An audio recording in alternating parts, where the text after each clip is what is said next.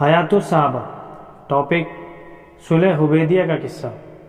حضرت مسور بن مخرمہ اور مروان رضی اللہ عنہ فرماتے ہیں کہ حضور صلی اللہ علیہ وسلم صلح حدیبیہ کے موقع پر مدینے سے روانہ ہوئے۔ راستے میں ایک جگہ حضور صلی اللہ علیہ وسلم نے فرمایا کہ خالد بن ولید قریش کے سواروں کی ایک جماعت لے کر غنیم نامی جگہ پر حالات معلوم کرنے کے لیے آئے ہوئے ہیں، اس لیے تم دائیں طرف کو ہو جاؤ۔ اللہ کی قسم، حضرت خالد کو حضور صلی اللہ علیہ وسلم کے قافلے کی خبر اس وقت ہوئی جبکہ یہ لوگ ٹھیک ان کے سر پر پہنچ گئے۔ انہیں اس قافلے کی دھول نظر آئی۔ حضرت خالد کو پتہ چلا تو انہوں نے گھوڑا دوڑا کر قریش کو آپ کے آنے کی خبر دی۔ حضور صلی اللہ علیہ وسلم چلتے رہے یہاں تک کہ جب آپ اس گھاٹی پر پہنچے جہاں سے مکہ کی طرف راستہ جاتا تھا تو آپ کی اونٹنی بیٹھ گئی۔ اس اونٹنی کا نام قصوہ تھا۔ لوگوں نے اسے اٹھانے کے لیے عرب رواج کے مطابق ہل ہل کہا، لیکن وہ بیٹھی رہی تو لوگوں نے کہا قصوہ اڑ گئی ہے، قصوہ اڑ گئی ہے۔ آپ نے فرمایا قصوہ اڑی نہیں ہے، نہ اس طرح اڑ جانا اس کی عادت ہے، بلکہ اس کو اس کی ذات نے روکا ہے جس نے ہاتھیوں کو روکا تھا، یعنی اللہ نے۔ پھر آپ نے فرمایا قسم ہے اس ذات کی جس کے قبضے میں میری جان ہے، مکہ کے کفار مجھ سے جس ایسی تجویز کی مانگ کریں گے جس سے وہ اللہ کے احترام کے قابل چیزوں کی تعظیم کر رہے ہوں گے، میں ان کی ایسی تجویز کو ضرور مان لوں گا۔ پھر آپ نے اس اونٹنی کو جھڑکا تو وہ فوراً کھڑی ہو گئی۔ پھر آپ نے مکہ کا راستہ چھوڑ دیا، حدیبیہ گھاٹی کے آخری کنارے پر پڑاؤ ڈالا جہاں ایک چشمے میں سے تھوڑا تھوڑا پانی نکل رہا تھا۔ صحابہ اس میں سے تھوڑا تھوڑا پانی لینے لگے۔ تھوڑی دیر میں سارا پانی ختم ہو گیا۔ صحابہ نے حضور صلی اللہ علیہ وسلم سے پیاس کی شکایت کی۔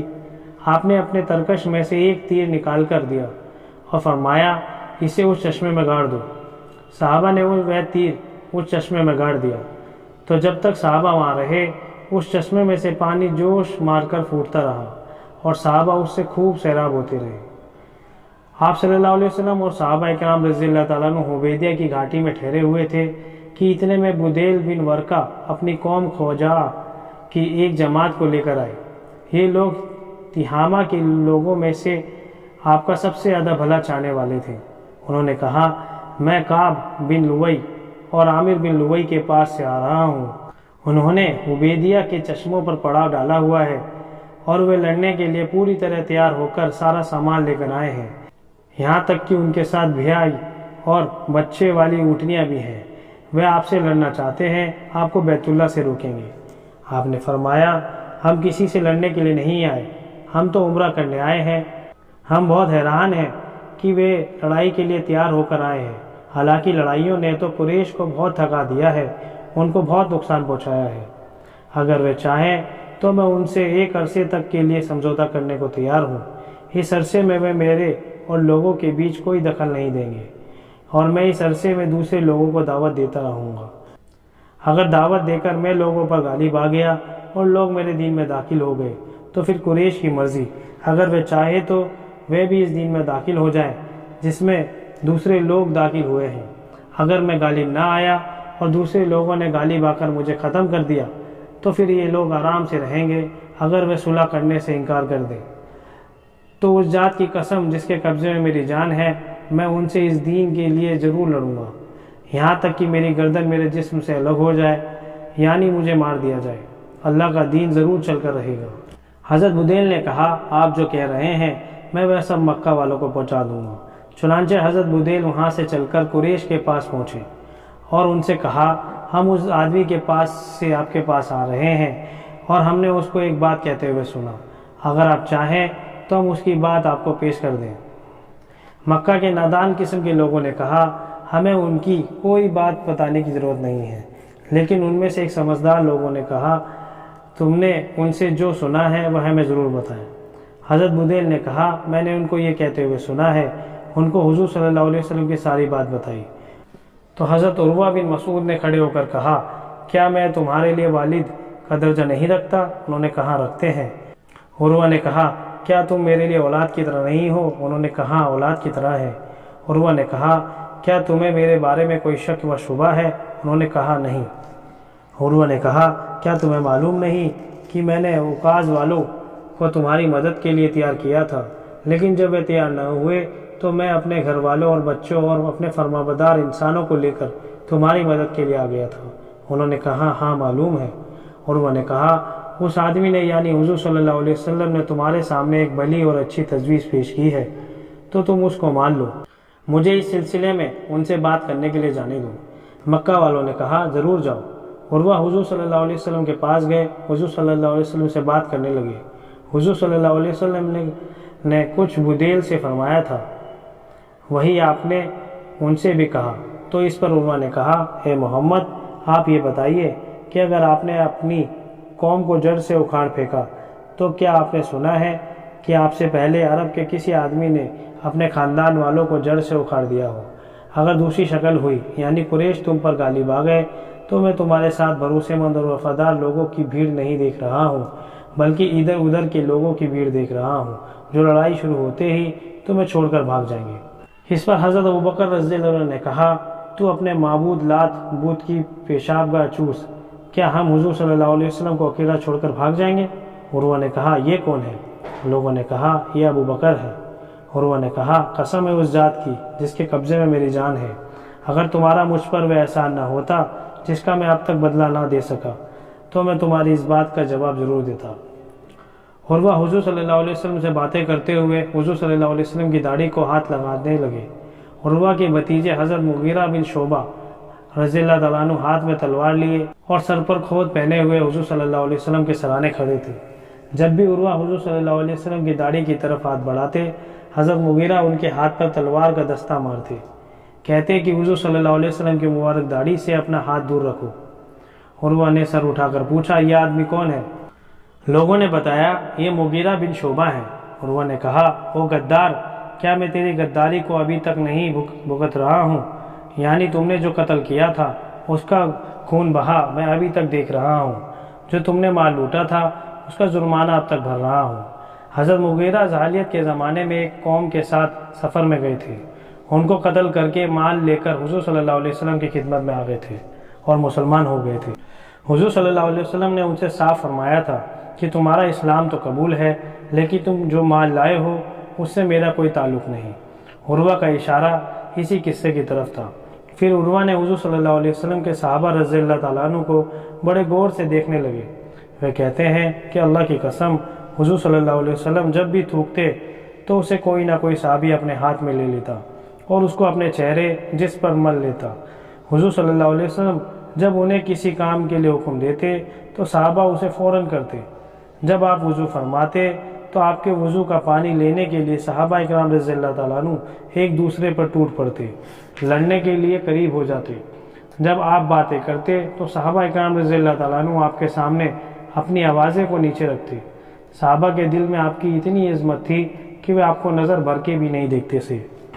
عروہ اپنے ساتھیوں کے ساتھ واپس آئے، ان سے یہ کہا کہ بڑے بڑے بادشاہوں کے دربار میں گیا ہوں، قیصر، کسریٰ، نجاشی کے دربار میں گیا ہوں، اللہ کی قسم میں نے کوئی ایسا بادشاہ نہیں دیکھا جس کی تعظیم اس کے درباری اتنے کرتے ہوں جتنی محمد صلی اللہ علیہ وسلم کے صحابہ محمد کی کرتے ہیں۔ اللہ کی قسم حضور صلی اللہ علیہ وسلم جب بھی تھوکتے تو اسے کوئی نہ کوئی صحابی اپنے ہاتھ پر لے کر چہرے اور جسم پر مل لیتا۔ انہیں جس کام کے لیے حکم دیا جاتا اس کام کو وہ فوراً کرتے، اور جب وہ وضو کرتے تو ان کے وضو کا پانی لینے کے لیے ایک دوسرے پر ٹوٹ پڑتے، لڑنے کے قریب ہو جاتے۔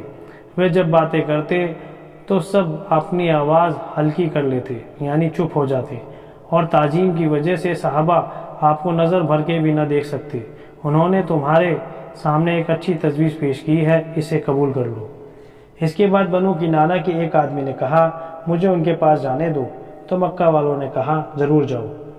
جب یہ آدمی حضور صلی اللہ علیہ وسلم اور صحابہ کے قریب پہنچا تو حضور صلی اللہ علیہ وسلم نے فرمایا یہ فلاں آدمی ہے، یہ اس قوم کا آدمی ہے جو قربانی کے اونٹوں کی بڑی تعظیم کرتے ہیں، اس لیے جو قربانی کے اونٹ لے کر آئے ہو وہ اس کے سامنے کھڑے کر دو۔ اس لیے وہ اونٹ اس کے سامنے کھڑے کر دیے گئے۔ پھر لوگوں نے لبیک کہتے ہوئے اس کا استقبال کیا۔ اس نے جب یہ منظر دیکھا تو اس نے کہا سبحان اللہ، ان لوگوں کو تو بیت اللہ سے ہرگز نہیں روکنا چاہیے۔ تو اس آدمی نے اپنے ساتھیوں کو واپس جا کر یہ کہا کہ میں یہ منظر دیکھ کر آیا ہوں کہ صحابہ نے قربانی کے اونٹوں کے گلے میں قلادہ یعنی ہار ڈالے ہوئے ہیں، ان کے کوہان کو زخمی کیا ہوا ہے۔ اس زمانے میں قربانی کے اونٹ کے ساتھ یہ دو کام کیے جاتے تھے تاکہ ان نشانیوں سے یہ ایک کو پتہ چل جائے کہ یہ قربانی کے اونٹ ہیں، یعنی وہ لوگ عمرے کے لیے تیار ہو کر آئے ہیں۔ اس لیے میری رائے نہیں ہے کہ ان لوگوں کو بیت اللہ سے روکا جائے۔ تو ان میں سے مرکز بن حفص نامی ایک آدمی کھڑا ہوا، اس نے کہا ذرا مجھ کو اس کے پاس جانے دو۔ لوگوں نے کہا ضرور جاؤ۔ جب وہ حضور صلی اللہ علیہ وسلم کے قریب آیا تو حضور صلی اللہ علیہ وسلم نے فرمایا یہ تو مکرز ہے، یہ تو بڑا بدکار آدمی ہے۔ وہ آ کر حضور صلی اللہ علیہ وسلم سے بات کرنے لگا، اتنے میں سہیل بن عمرو آ گئے۔ معمر روایت کرنے والے کہتے ہیں مجھے ایوب کی اکرمہ سے یہ نقل کیا گیا ہے، جب سہیل بن عمرو آئے تو حضور صلی اللہ علیہ وسلم نے ان کے نام سے نیک فعل لیتے ہوئے کہا اب تمہارا کام آسان ہو گیا۔ معمر کہتے ہیں زہری اپنی حدیث میں یوں بیان کرتے ہیں کہ سہیل نے کہا آئیے سمجھوتا نامہ لکھ دیتے ہیں۔ حضور صلی اللہ علیہ وسلم نے لکھنے والے کو بلایا، اس سے فرمایا لکھو بسم اللہ الرحمن الرحیم۔ سہیل نے کہا مجھے تو پتہ نہیں کہ رحمان کون ہے، اس لیے آپ بسمک اللہم لکھیں جسے پہلے لکھا کرتے تھے۔ صحابہ نے کہا نہیں ہم تو صرف بسم اللہ الرحمن الرحیم لکھیں گے۔ حضور صلی اللہ علیہ وسلم نے فرمایا کوئی بات نہیں، بسمک اللہم لکھ دو۔ پھر آپ نے فرمایا یہ لکھو ھذا ما قاض علیہ محمد رسول اللہ صلی اللہ علیہ وسلم، کہ یہ وہ سلح نامہ ہے جس کا محمد صلی اللہ علیہ وسلم نے فیصلہ کیا ہے۔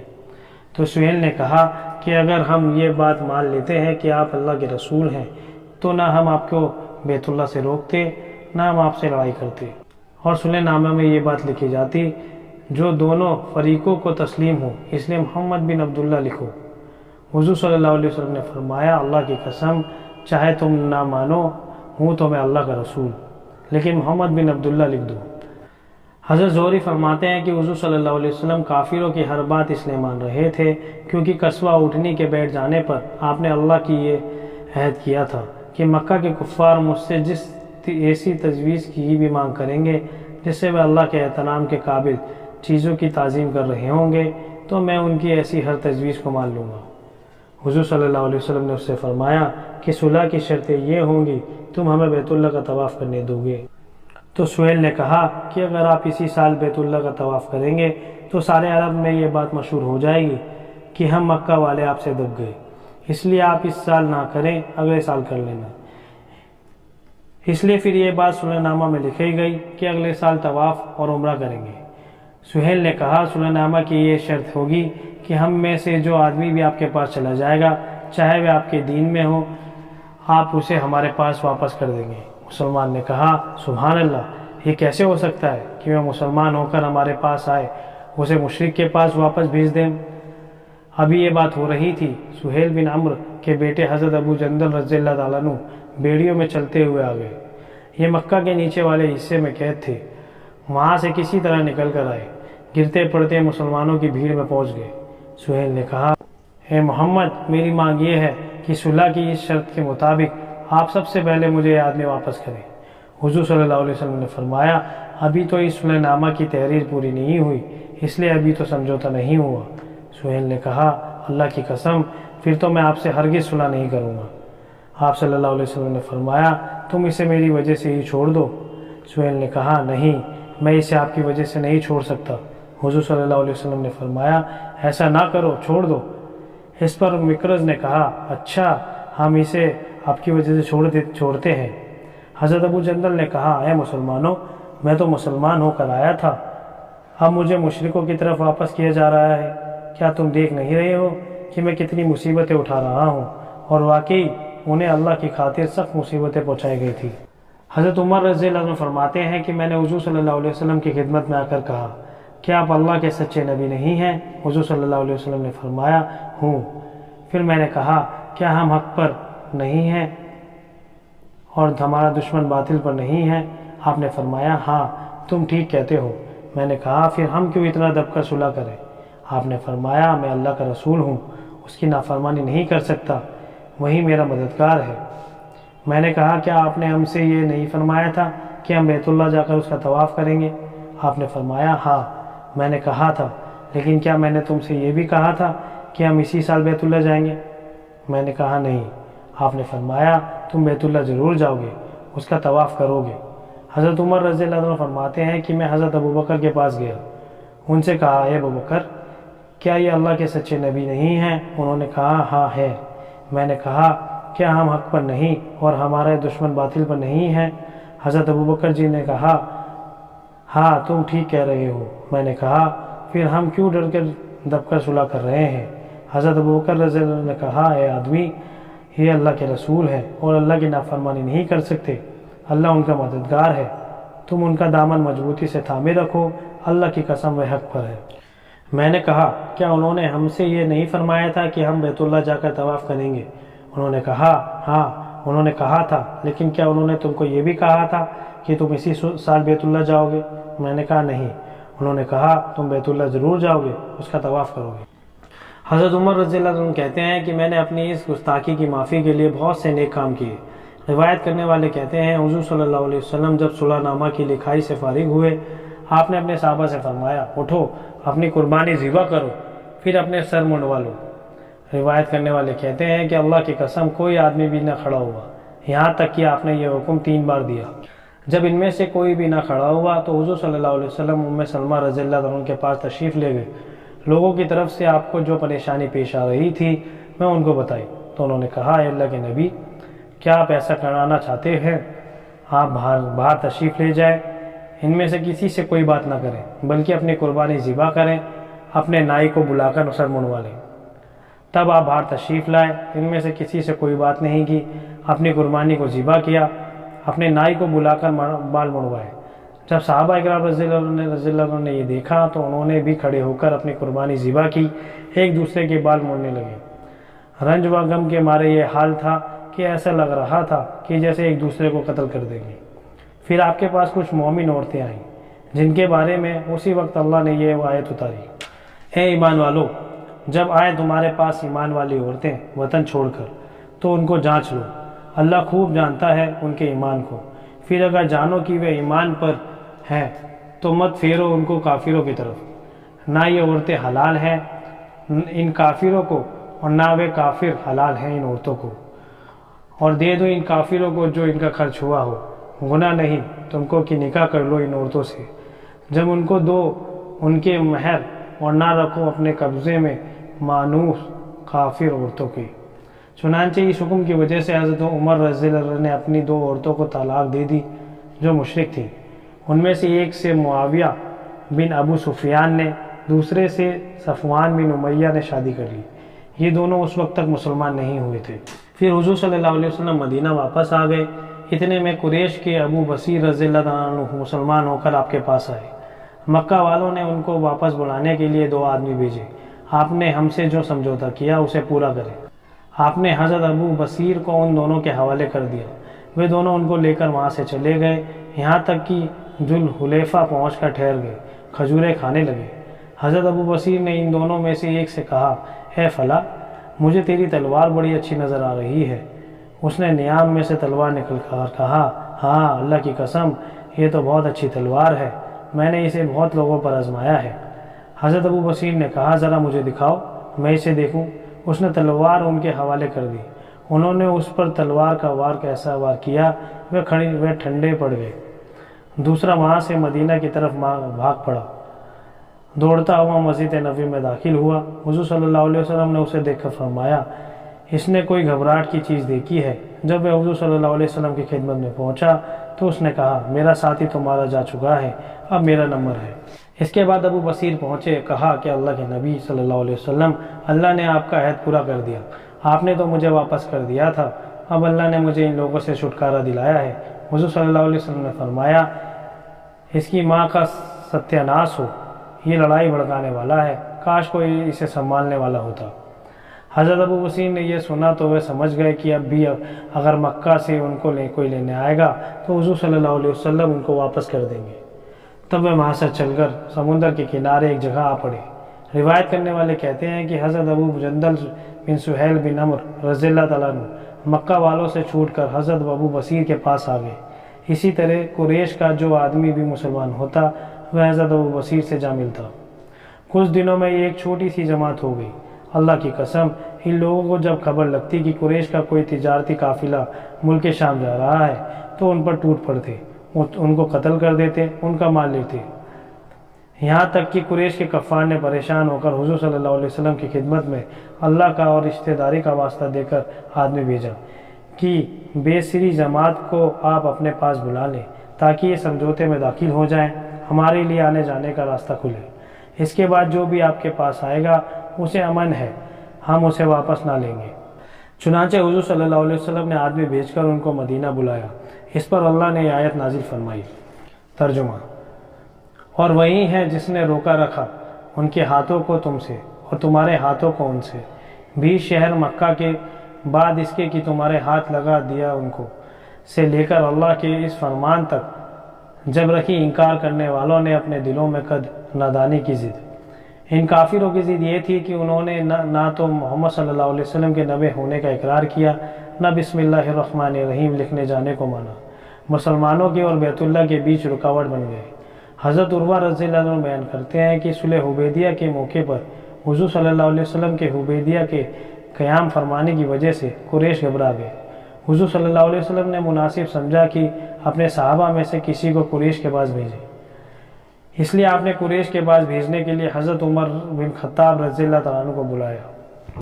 انہوں نے عرض کیا، اے اللہ کے رسول صلی اللہ علیہ وسلم، آپ کے ارشاد پر عمل کرنے سے مجھے انکار نہیں، لیکن میں مکہ والوں کے نزدیک سب سے زیادہ برا ہوں۔ اگر انہوں نے مجھے کوئی تکلیف پہنچائی تو مکہ میں میرے خاندان بنو کعب میں سے ایسا کوئی نہیں جو میرا بچاؤ کر لے، میری وجہ سے ناراض ہو۔ آپ حضرت عثمان رضی اللہ تعالیٰ عنہ کو بھیج دیں کیونکہ ان کا خاندان مکہ میں ہے، تو جو پیغام آپ بھیجنا چاہتے ہیں وہ مکہ والوں تک پہنچا دیں گے۔ تب حضور صلی اللہ علیہ وسلم نے حضرت عثمان بن عفان رضی اللہ تعالیٰ عنہ کو بلا کر قریش کی طرف بھیجا۔ ان سے فرمایا کہ انہیں یہ بتا دو کہ ہم کسی سے لڑنے کے لیے نہیں آئے ہیں، ہم تو صرف عمرہ کرنے آئے ہیں اور ان کو اسلام کی طرف دعوت دینا ہے۔ اور آپ نے حضرت عثمان رضی اللہ تعالیٰ عنہ کو یہ بھی حکم دیا کہ مکہ میں جو مومن مرد یا عورت ہو، حضرت عثمان ان کے پاس جا کر ان کو فتح کی خوشخبری سنا دے، ان کو بتا دے کہ اللہ بہت جلد مکہ میں دین کو ایسے غالب کرے گا، پھر کسی کو اپنا ایمان چھپانے کی ضرورت نہ ہوگی۔ یہ خوشخبری دے کر آپ مکہ کے کمزور مسلمانوں کو ایمان پر جمانا چاہتے تھے۔ روایت کرنے والے کہتے ہیں کہ حضرت عثمان رضی اللہ تعالیٰ عنہ تشریف لے گئے۔ مکہ کے راستے میں بلدہ نامی جگہ پر ان کا قریش کی ایک جماعت پر گزر ہوا۔ قریش نے پوچھا، کہاں جا رہے ہو؟ انہوں نے کہا، حضور صلی اللہ علیہ وسلم نے مجھے تمہارے پاس بھیجا ہے تاکہ میں تمہیں اللہ کی طرف دعوت دوں، اسلام کی طرف دعوت دوں، تمہیں بتا دوں کہ ہم کسی سے لڑنے نہیں آئے، ہم تو صرف عمرہ کرنے کے لیے آئے ہیں۔ جیسے حضور صلی اللہ علیہ وسلم نے فرمایا تھا انہوں نے ویسے ہی ان کو دعوت دی۔ انہوں نے کہا، ہم نے آپ کی بات سن لی، جاؤ اپنا کام کرو۔ حبان بن سعید بن عاص نے کھڑے ہو کر حضرت عثمان رضی اللہ تعالیٰ عنہ کا استقبال کیا، ان کو اپنی پناہ میں لے لیا، اپنے گھوڑے کی جین کسی اور حضرت عثمان رضی اللہ تعالیٰ عنہ کو اپنے گھوڑے پر آگے بٹھا کر مکہ لے آئے۔ پھر قریش نے بدیل بن ورقہ خزاعی اور قبیلہ بن کنانہ کے ایک آدمی کو حضور صلی اللہ علیہ وسلم کے پاس بھیجا۔ اس کے بعد عروہ بن مسعود صفی آئے، آگے حدیث میں اور بھی ہے۔ حضرت ابن عباس رضی اللہ عنہ فرماتے ہیں کہ حضرت عمر رضی اللہ تعالیٰ عنہ نے فرمایا، حضور صلی اللہ علیہ وسلم نے مکہ والوں سے دب کر صلح کی، ان کی ساری باتیں مان لی۔ اگر محمد صلی اللہ علیہ وسلم کسی اور کو امیر بنا کر بھیجتے، وہ اس طرح کرتا جیسے حضور صلی اللہ علیہ وسلم نے کیا ہے، تو میں اس کی کوئی بات نہ سنتا اور نہ مانتا۔ آپ نے ان کی یہ شرط بھی مان لی کہ جو کافر مسلمان ہو کر مسلمان کے پاس جائے گا، مسلمان اسے واپس کر دیں گے، جو مسلمان نعوذ باللہ کافر ہو کر کافروں کے پاس جائے گا، کافر اسے واپس نہیں کریں گے۔ حضرت ابوبکر صدیق رضی اللہ عنہ فرماتے ہیں کہ اسلام میں حدیبیہ کی جیت سے بڑی جیت کوئی نہیں تھی۔ حضرت محمد صلی اللہ علیہ وسلم اور ان کے رب کے بیچ جو معاملہ تھا، لوگ اسے سمجھ نہ سکے۔ بندے جلد بازی کرتے ہیں، اللہ ان کی طرح جلد باز نہیں ہے، بلکہ اپنی ترتیب اور ارادے کے مطابق ہر کام کو اپنے مقرر کے لیے وقت پر کرتے ہیں۔ یہ منظر میرے سامنے ہے کہ حجۃ الوداع کے موقع پر حضرت سہیل بن عمرو قربان گاہ میں کھڑے ہو کر قربانی کی اونٹنیاں حضور صلی اللہ علیہ وسلم کے قریب کر رہے تھے۔ حضور صلی اللہ علیہ وسلم ان کو اپنے ہاتھ سے ذبح کر رہے تھے۔ پھر آپ نے نائی کو بلا کر اپنے بال مڑوائے کہ حضرت سہیل رضی اللہ تعالیٰ عنہ حضور صلی اللہ علیہ وسلم کے بالوں کو چن چن کر اپنی آنکھوں پر رکھ رہے ہیں۔ میں یہ سوچ رہا تھا کہ یہ وہی سہیل ہے جنہوں نے صلح حدیبیہ کے موقع پر بسم اللہ الرحمن الرحیم کے اور محمد صلی اللہ علیہ وسلم کے معاہدے نامے میں لکھے جانے سے انکار کر دیا تھا۔ یہ دیکھ کر میں نے اس اللہ کی تعریف کی جس نے ان کو اسلام کی ہدایت دی۔